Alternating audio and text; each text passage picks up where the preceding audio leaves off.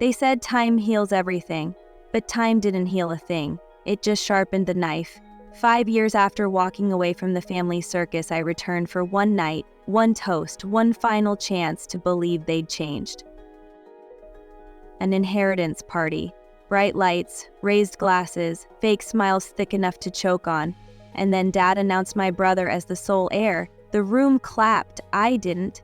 I just placed my keys on the table, smiled, and said, well, here's the part no one saw coming. If you're interested in this topic, hit the like button, subscribe, and type interested in the comments, and I will give you a heart. I wasn't supposed to come back. Everyone knew it. Even the house knew it. The same house that raised me, bruised me, and shoved me out its front door like a stray dog 5 years ago. Funny how trauma has a scent. The moment I walked in, I could smell it.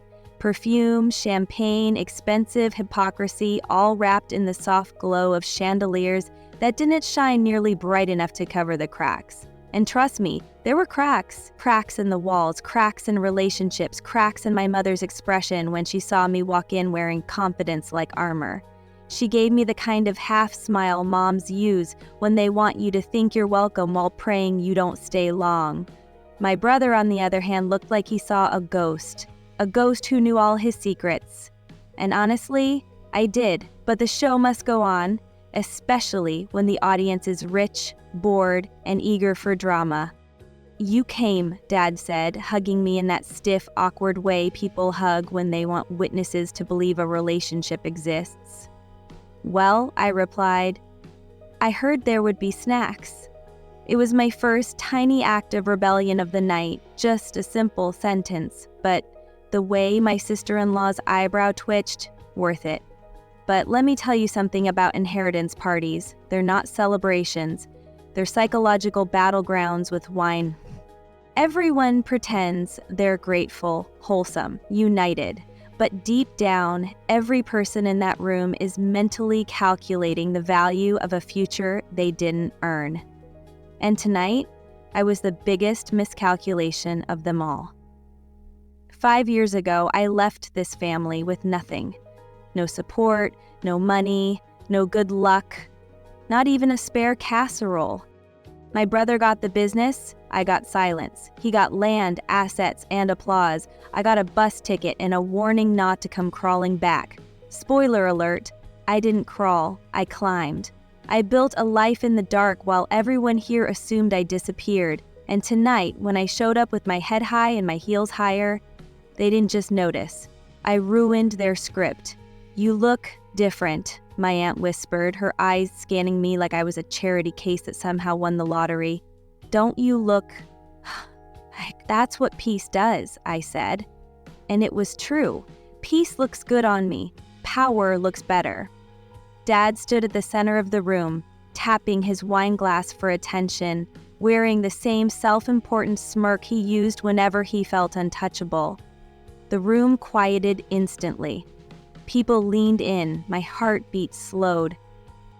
I already knew what he was going to say. I could feel it tightening the air like a storm no one wanted to admit was coming. Thank you all for joining us tonight, he began, and the crowd murmured its approval. As you know, after years of planning, I have finally chosen the next official heir to our estate, our properties, our name, and everything this family built. My mother squeezed my brother's arm. My sister-in-law looked like she practiced her shocked but grateful face in a mirror. And me, I just lifted my glass slowly. Because if his betrayal was going to be theatrical, so was my reaction. And so, Dad continued, I am proud to name my son, Daniel, as the full inheritor of the family legacy. The applause was immediate, loud, enthusiastic, fake, all except one person. Me. I didn't clap, didn't flinch, didn't crumble. I just stared at my father, letting the weight of his decision settle into the room like smoke. My brother looked at me with the kind of pity that makes your skin crawl, as if he thought he won something tonight. Poor thing. He didn't know the game had already changed. I hope you understand, Dad said, turning toward me with the audacity of a man who thought this was kindness. You chose a different path. Another lie. I didn't choose a different path. I was thrown out of this one. But I didn't correct him. Instead, I reached into my purse, pulled out a small ring of keys that belonged to the house, the vacation cabin, the 2 old storage units with family junk, and the spare key my mother assumed I lost years ago. I held them gently, almost lovingly, the way you hold something that used to matter. And then, without a word, I walked forward, heels echoing across the marble floor until the entire room fell silent. The applause died, my father's smile twitched, my brother's face drained, because they knew. They knew I wasn't about to beg. I wasn't about to cry. I wasn't about to break. I reached the table in front of my father, looked him dead in the eye, and set the keys down, slowly, deliberately, like placing a final chess piece on the board. And the room froze. "If I'm not part of the legacy," I said softly, "I don't need the leftovers." Gasps rippled through the crowd. Someone dropped a glass. My mother's hand flew to her chest. My brother looked like a toddler whose toy got taken away, and Dad looked scared, because he knew something no one else in that room knew yet. This wasn't the end of the story. This was the opening act. And the real twist?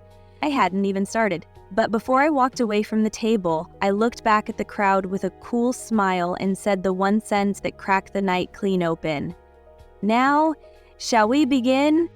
The moment those keys touched the table, the entire room inhaled at the same time. You could feel the air tighten, like the walls themselves leaned in to watch the fallout. It was beautiful in a way, watching uncomfortable truths spread across a room full of people who came to witness a coronation, not a collision. My father tried to maintain his stance, shoulders back, chin up, but his eyes gave him away. He wasn't prepared for resistance. He thought I'd smile politely, swallow the hurt, maybe cry in the car like a good daughter who knows her place. He never imagined I'd stand in front of his friends, partners, investors, and extended family and calmly hand back every symbolic tie he thought I still wanted. That's the thing about people who build kingdoms on favoritism. They're blindsided when the ones they underestimated stop playing along. My brother was the first to speak, squeak. What does that mean?" he asked, eyes flickering between me and Dad like someone just told him the ending to a movie he didn't understand. His voice cracked, which made it better. He was dressed like royalty, but it fit him like a costume, like a kid playing dress up in a suit tailored for a man. "It means," I said, tilting my head slightly, "that I don't want anything that isn't freely given." The murmurs exploded instantly, whispers slicing across the room like quick shadows. She said, "What? Is she serious? Did something happen? I always heard the son wasn't ready." My mother attempted damage control, stepping forward with a tight smile stretched across her face like a bandage covering a wound. "Honey, let's talk in private," she said, voice trembling just enough for only me to notice. "This isn't the time." "Oh no," I replied softly. "This is exactly the time." And that was the moment you could tell people smelled drama. Real drama. The kind you can't buy, can't script, can't rehearse. The type that makes every person in the room forget their champagne and push their necks forward. The type that ruins families or reveals them. My father cleared his throat loudly, trying to reclaim control of the narrative like a man grabbing at smoke. "Let's not make a scene," he said. Ah yes, the classic line used by people who created the scene and just don't want witnesses. I smiled slowly. "Dad, I'm not making a scene, I'm making a point. And if the point feels like a scene, maybe ask yourself why." A few guests coughed awkwardly, the polite upper-class version of applauding. The tension thickened so much you could spread it on crackers. My brother stepped forward with the unearned confidence of someone who's never had to struggle, never had to fight, never had to earn anything beyond showing up. He stared at me like he was the victim, like he was the one blindsided. And then he said it. "You left, remember? You walked away from the family. You don't get to act betrayed. It was wrong, it was stupid, it was exactly what I needed." I turned toward him fully, and the entire room stiffened. "I didn't walk away from the family," I said calmly. "I walked away from being treated like an afterthought." He blinked. Twice. 3 times. "Same thing," he muttered. "No," I replied, stepping closer so only he could see the fire in my eyes. "One is abandonment, one is survival." My sister-in-law gasped dramatically, the way people gasp in soap operas when they want attention. But I wasn't done. Oh, not even close. 'Cause this wasn't just a party. This was the perfect stage for 5 years of unspoken truth. I stepped back, just enough so the whole room could hear me. "Let's talk about why I left," I said. The whispers restarted. Mom grabbed Dad's arm like she'd seen this movie before and knew the rotten part was coming. "Let's talk about how I spent 10 years in this family business, working, fixing, handling crises, and still, Dad chose the child who contributed the least to inherit the most?" My brother's face reddened instantly. "That's not true." "It's factual," I corrected, my tone sharp enough to slice. "You were barely present. You skipped meetings, you skipped training, you skipped responsibilities." "I was busy," he snapped. I raised an eyebrow. "Busy doing what? Adjusting your hair? Scheduling naps?" Someone choked on their drink. My father slammed his hand on the table. "Enough." "Exactly," I said, locking eyes with him. "Enough." He stared at me, anger boiling beneath the surface. Not because I was wrong, but because I wasn't silent. "Tonight is about celebrating the future of this family," he said firmly, "not tearing it down. You can't tear down what's already hollow," I said. A single sentence, a direct hit. The silence turned electric. That was when Dad made the fatal mistake. "Your brother earned this," he said. Loud, firm, confident. A lie he'd told so often that he now believed it, and that was it. The moment everything shifted, the moment I felt the wound finally closed, replaced not with anger, but with clarity. "You know what?" I said, my voice soft, my expression unreadable. "Maybe he did. Maybe in your world, being born with the right chromosomes is an achievement." My brother's jaw dropped. My mother's face strained. Dad opened his mouth to speak, but I continued before he could. "But here is what you don't understand. I didn't come here tonight to compete for scraps. I didn't come to beg for what I built. I came because I wanted to see you all clearly one last time before I walk away for good."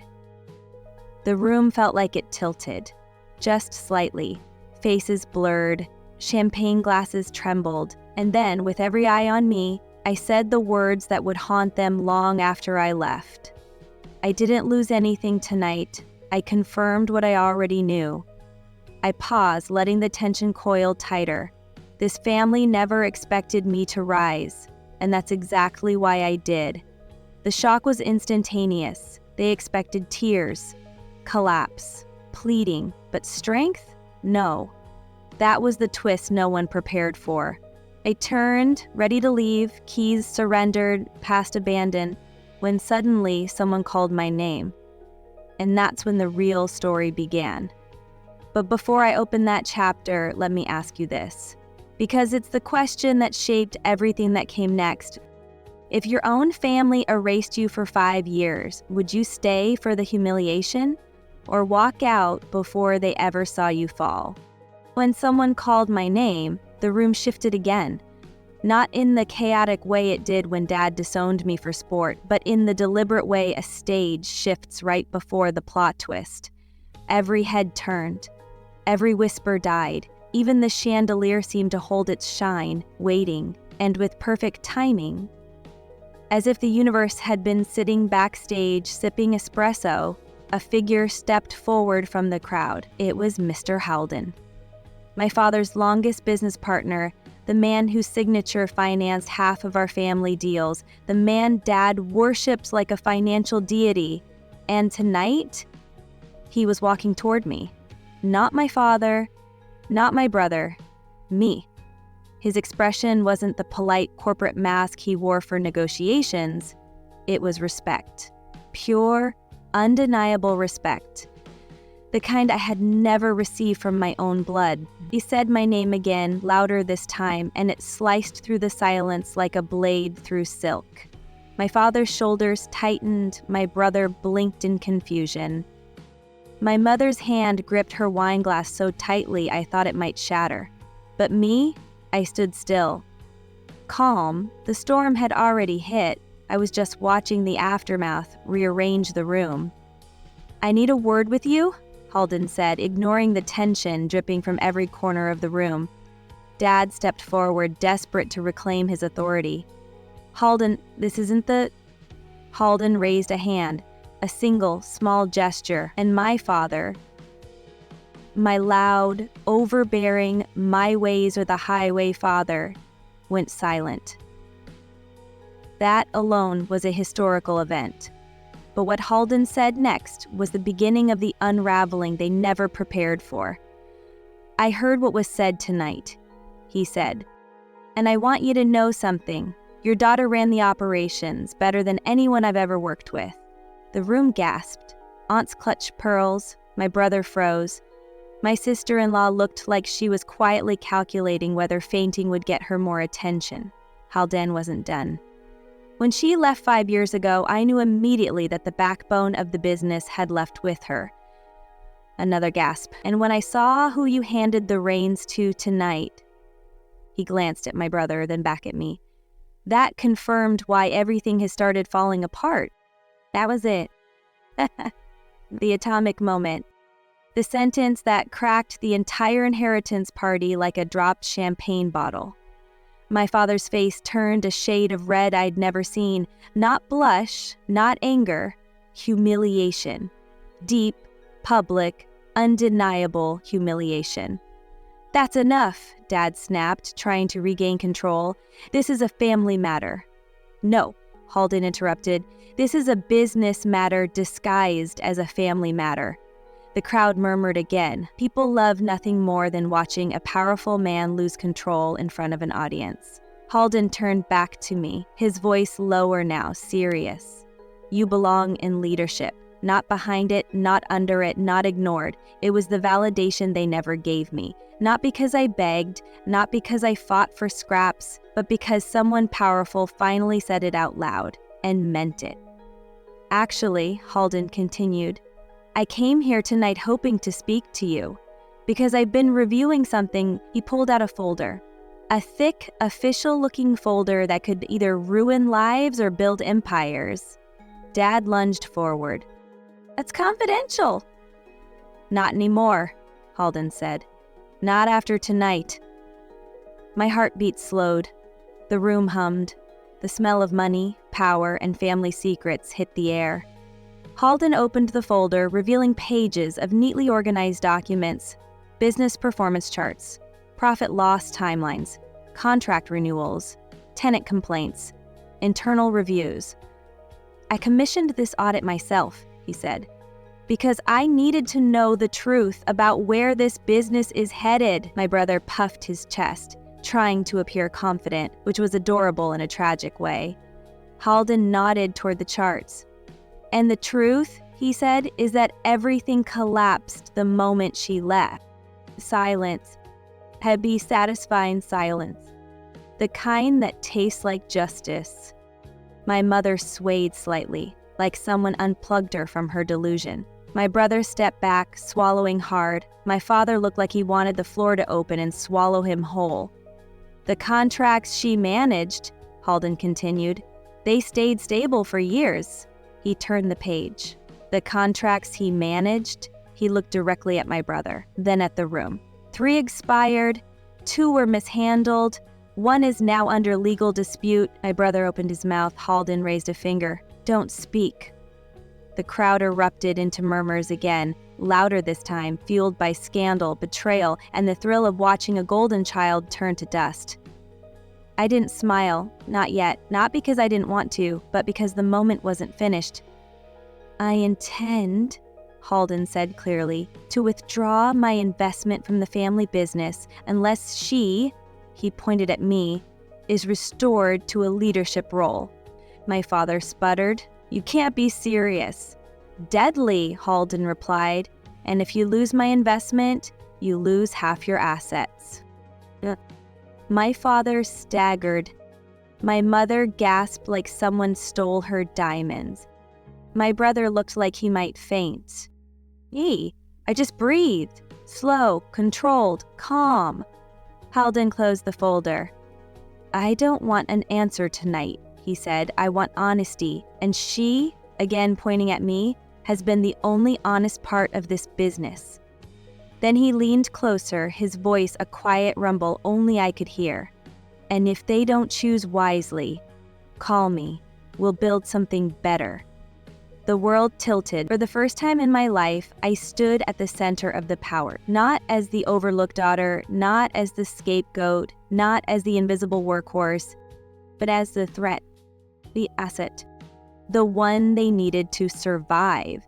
And as Halden walked away, leaving shockwaves behind him, every eye in that room burned into me with a mixture of fear, awe, envy, and curiosity. And all I could think was, if the people who broke you suddenly realized you were their only chance at survival, would you save them?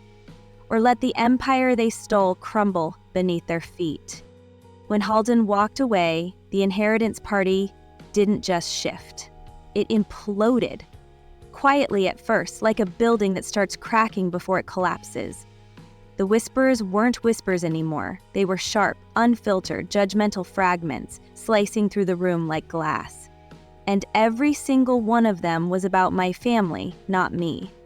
For the first time in my life, the spotlight wasn't a threat, it was a weapon. My mother attempted to regain what she called decorum, smoothing her dress like that would fix the mess unraveling around her. My father adjusted his tie for the 5th time in 1 minute. My brother blinked at the ground as if the hardwood floor would whisper instructions on how to salvage the night. I stood still, calm, almost serene, not because I didn't care, but because something shifted in me so deeply that I didn't need revenge anymore. They were doing it to themselves. And I was simply watching the consequences grow teeth. "This is absurd," my father finally snapped, loud enough for everyone to hear. A classic tactic. If logic fails, raise your voice until it sounds like authority. Halden is overreacting. The crowd didn't seem convinced. One businessman murmured that he'd heard rumors for months. A woman in pearls whispered that she always knew my brother wasn't leadership material.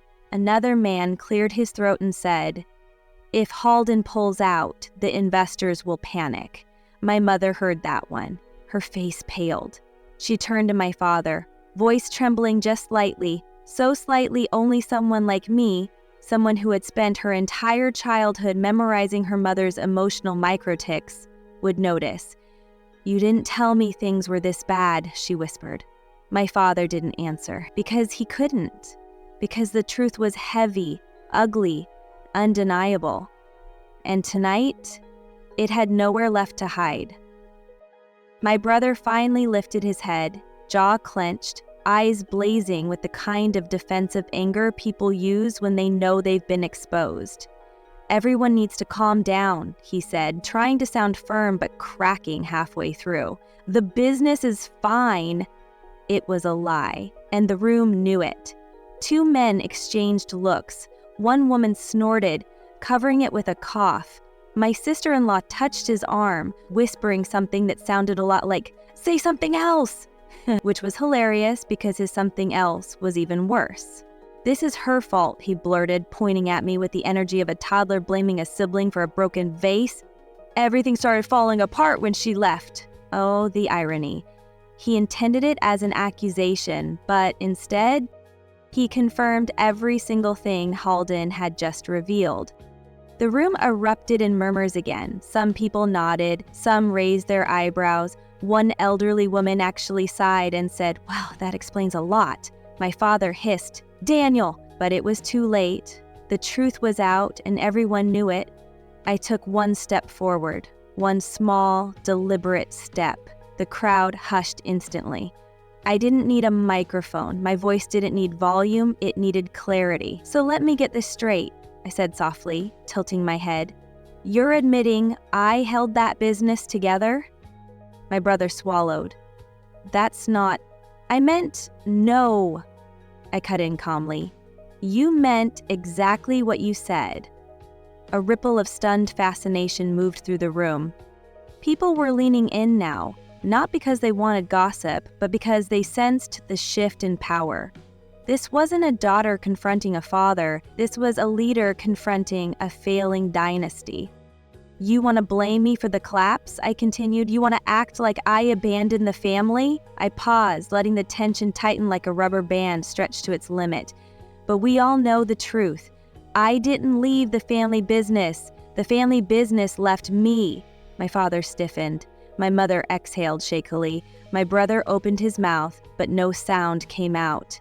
The moment I walked away, I said, you discovered something you spent my whole life pretending wasn't true. I stepped toward my brother, toward my father, toward the people who built their comfort on my silence. You needed me more than I ever needed you. Some guests gasped.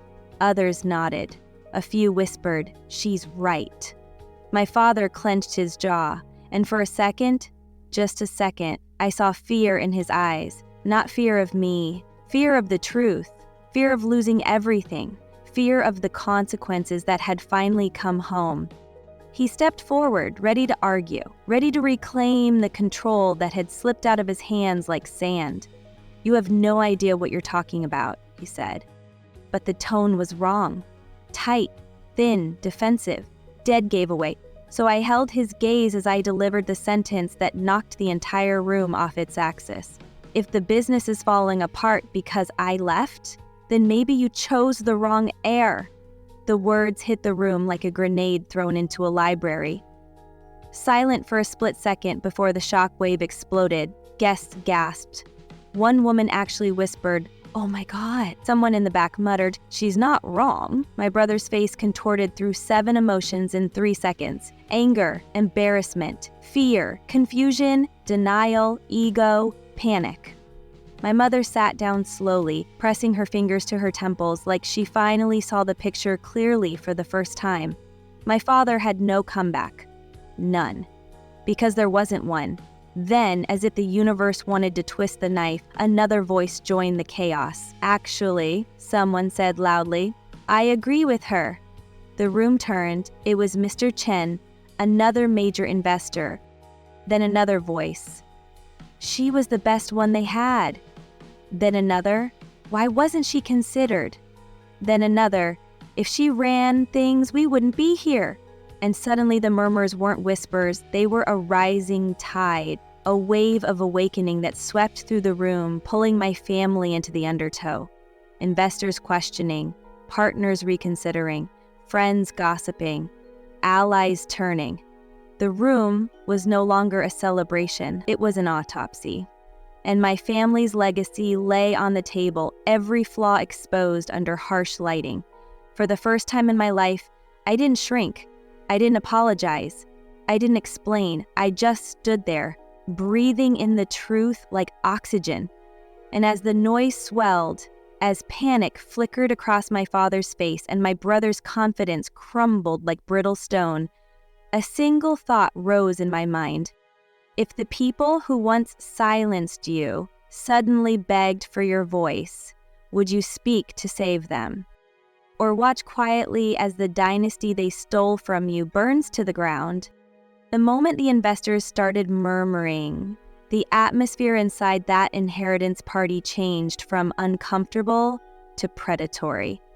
People weren't just judging anymore, they were calculating. I could practically see the mental math unfolding behind their eyes. If she leaves, the business collapses. If she returns, the business survives. If he stays in charge, we're all in trouble. My brother felt all those eyes on him and did what insecure men do best. He panicked and pretended it was confidence. "You're all overreacting," he said, laughing nervously as he wiped sweat from his forehead. "We're not losing anything. Dad has everything under control." It was a cute lie, a delusional lie, a lie wearing a suit 2 sizes too expensive for the truth. Another investor, Ms. Lawrence Sharp, wealthy and allergic to incompetence, folded her arms. Is that so? Then why haven't you answered any of the compliance notices? My brother's lips parted like a fish. My father attempted to step in again, but this time people weren't listening. The investors weren't scared of him anymore. They were scared for their money, and nothing humbles a man faster than realizing his authority no longer buys silence. This isn't appropriate, my father said through gritted teeth. Ms. Lawrence didn't blink. Neither is losing 3 properties to foreclosure because your son doesn't know what he's doing. The room exhaled loud, collective, honest. No more pretending. No more pretending my brother wasn't drowning. No more pretending my father didn't hand the entire empire to the wrong person. No more pretending my absence wasn't the fault line cracking everything wide open. Then Ms. Lawrence turned to me, not my father, not my brother. Me. Would you be willing to explain what's going wrong? My father's jaw practically dislocated. I didn't answer immediately. And that small silence, it was the most powerful moment of my life. Because in that heartbeat, everyone realized something. I wasn't afraid of losing them. They were afraid of losing me. I finally spoke, calm, steady, clear. What's going wrong is simple. You handed a business built on structure, precision, and consistency to someone who thinks leadership is a birthright instead of a skill. Gasps sliced through the room like wind. My brother flinched. My mother whispered, "Please stop." But her voice lacked conviction, as if even she wasn't sure whether she wanted me to stop or keep going. I stepped forward slightly, not aggressive, not confrontational, just present. For 10 years, I was the one on the phone at 2 a.m. because a pipe burst. I was the one fixing contracts your son forgot to sign. I was the one meeting tenants, closing deals, filing documents, double-checking every number you ignored. I didn't raise my voice. I didn't need to. The truth carried itself. And the moment I left, everything I held together collapsed. My father finally snapped. "You left us," he barked. "You abandoned the family." I turned to him, and the entire room froze. "I left," I said quietly, "because you told me to." His face twisted, ready to deny it, so I dropped the truth like a hammer. 5 years ago, you told me my place in this family was optional. The room gasped. My brother's eyes widened. My mother's breath hitched. My father took a step back. Because he remembered saying it. He remembered the fight. He remembered the words. And even if he lied to himself, he could not lie to a room full of witnesses. You told me, I continued, that if I didn't like how things were run, I could leave. Silence. Heavy, absolute, cutting. So I left, and I grew, and I built a life without any of you. A few people nodded, stunned but respectful. Others looked away, unable to handle the harsh reflection of truth. But then, because the universe loves poetic timing, we were interrupted again. A man in a navy suit rushed into the room, breathless, holding a folder and looking panicked. My brother groaned. My father paled. My mother whispered, "No, not now." The man approached my father. "Sir, urgent news. The bank called. They're freezing one of your accounts pending investigation." The room exploded into whispers. Miss Lawrence's eyes sharpened. Mr. Chen muttered, "What investigation?" The man hesitated, glancing nervously between me, my brother, and my father. "They're opening a file regarding financial irregularities over the last 6 months. 6 months? Exactly the amount of time since I left. Show me," I said before my father could snatch the documents. Everyone stared as he handed me the file. Not my father. Not my brother. Me. I opened it, read, and felt a strange mixture of fury and satisfaction rise in my chest like smoke from a controlled fire. I spoke without lifting my eyes. "These aren't irregularities," my brother exhaled in relief. "Too soon. This, I said, lifting my gaze, is negligence. My father tried to grab the file from my hands, but I stepped back. You should read before grabbing. Miss Lawrence stepped forward. What kind of negligence? I held up the paperwork. Late filings, missing signatures, unpaid obligations. My brother's face drained. I handled those. Yes, I said, exactly. More gasps. Someone muttered, they're done. My father snapped, stop making this about you. It's not about me, I replied. It's about the truth. A truth you've ignored because it didn't fit your favoritism. He stepped closer, desperate, angry, unraveling. You think you're better than your own family. No, I said softly, I think I'm finally seeing my family clearly. My voice didn't shake, his did. And what do you see? He demanded. I answered without hesitation. A father who confused tradition with competence, a brother who confuses entitlement with leadership, a family who mistook silence for loyalty. More gasps. My mother started crying quietly, not dramatic sobbing, but the slow, painful tears of someone who finally sees the consequences she helped create. My father's voice cracked. So what now? You want the business, the inheritance, the legacy? I shook my head. I want none of it. My brother looked confused. Then what do you want? I smiled, a slow, cold, heartbreaking smile. To watch you finally deal with the consequences of your choices. Silence. Shock. Toy. Decision. And then, one final twist. The Navy suit man cleared his throat and said, there's one more thing. The bank wants to meet with her, and he pointed directly at me, because tenants and partners listed her as the only reliable point of contact on file. The room erupted, my brother's mouth opened in a silent scream, my father looked like his world had ended, my mother covered her face, and I stood there as calm as a woman watching a fire she didn't start but certainly didn't mind seeing burn, and the question pulsed through me like electricity. If the family who pushed you out now needed you to survive, would you save them? Or finally walk away and let the empire they stole turn to dust? The room didn't just fall silent. It collapsed into a kind of quiet that felt holy, dangerous, and completely irreversible. Every eye was locked on me, but for the first time, I wasn't the black sheep, the afterthought, or the daughter who walked away. I was the center of gravity, the person the investors trusted, the person the tenants requested, the person the bank wanted to meet, and the person my father now realized he never should have let go. He looked older than I'd ever seen him, shoulders caving, eyes dimming, like the truth finally reached the parts of him denial used to protect. My brother's face crumpled next, confusion twisting into fear.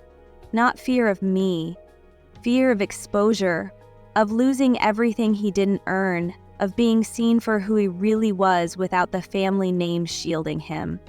My mother's quiet sobs filled the cracks in the silence, but I didn't move toward her, not this time. For years, I was the fixer, the mediator, the peacekeeper, the one stitching together wounds while ignoring my own. But tonight I stood still, because some wounds shouldn't be stitched. They should be exposed to heal correctly. This is unbelievable, my father whispered, almost to himself. How did it get this bad? I tilted my head, not out of cruelty, but out of clarity.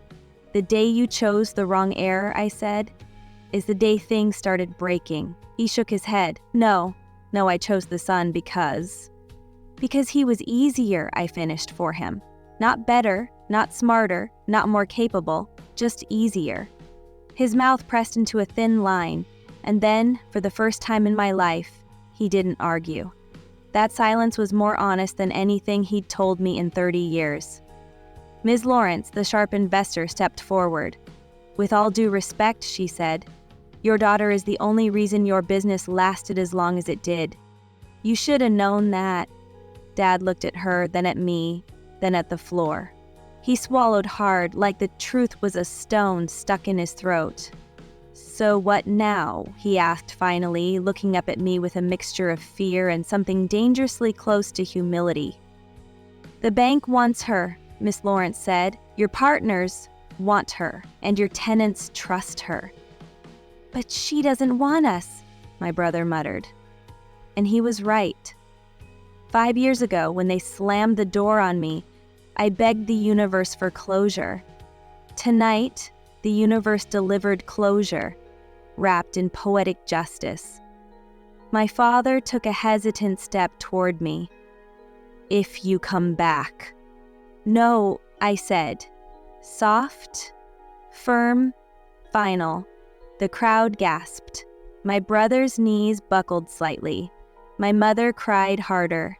My father blinked rapidly, as if absorbing my answer required physical effort. We need you, he said. And it wasn't a manipulation tactic. It wasn't a guilt trip. It wasn't pride disguised as leadership. It was the raw truth of a man who realized too late that the person he dismissed was the person he depended on all along. I know, I said, but need doesn't equal entitlement. He opened his mouth and closed it again. Please, he whispered, just help us fix it. I took a long, steady breath. Tell me something, I said quietly. 5 years ago when you told me to leave, when you chose him over me, did you think I'd ever be in a position to save you? He didn't answer. He didn't have to. His silence trembled. Ms. Lawrence stepped closer, expression firm. If she chooses not to help, we'll have to reconsider future investments, starting immediately. More murmurs, more panic, more pressure crushing the people who once looked down on me. My father's voice cracked. So you're really gonna walk away? I already did, I replied, 5 years ago. Tonight is just the first time you noticed. He staggered back like I'd physically struck him. My brother's eyes widened, realizing he wasn't inheriting an empire. He was inheriting the ruins of one. My mother wiped her tears, whispering my name like she wanted to apologize, but apologies without accountability are just more noise. And then, because the universe enjoys dramatic timing, a new voice spoke from the doorway. If she won't work with you, the man said, we'd like her to work for us. Every head turned. It was Mr. Halden again, this time with 2 executives behind him, holding contracts, actual contracts, big ones, life-changing ones. We discussed it outside, he said. We want her to join our development firm. Full leadership role, full authority, full pay, no family politics. The room erupted again. My brother sucked in a breath. My mother gasped. My father looked like he might faint. Wait, my father said, voice trembling. You're offering her everything, Halden finished. Respect, power, resources, a future she builds on her own terms. And that was the moment the scale finally tipped. The moment the past let go of me. The moment the future opened its door. My father looked at me helplessly. Please, he whispered again. You're our daughter. That was the line that broke me, not with pain, but with clarity. I'm your daughter, I said softly, but I'm not your safety net. His eyes filled with tears, real ones. But I didn't fold, not this time. You told me my place was optional, I continued. You just never imagined I'd believe you. The room froze. Silence settled, and with every eye watching, I turned to Halden, nodded once, and said the words that sealed everything. Let's talk. Gasps filled the room like an explosion. My father collapsed into a chair. My mother broke down crying. My brother looked at the floor, defeated. As I walked out of the inheritance party, calm, steady, unbothered, I felt a strange emotion rising in my chest. Not triumph, not revenge, not even satisfaction. Just freedom, the kind you earn, the kind no one can take back. And the final thought that drifted through my mind as the door closed behind me was simple. If the family that broke you begged you to stay, would you? Or would you finally choose the life they never believed you deserved?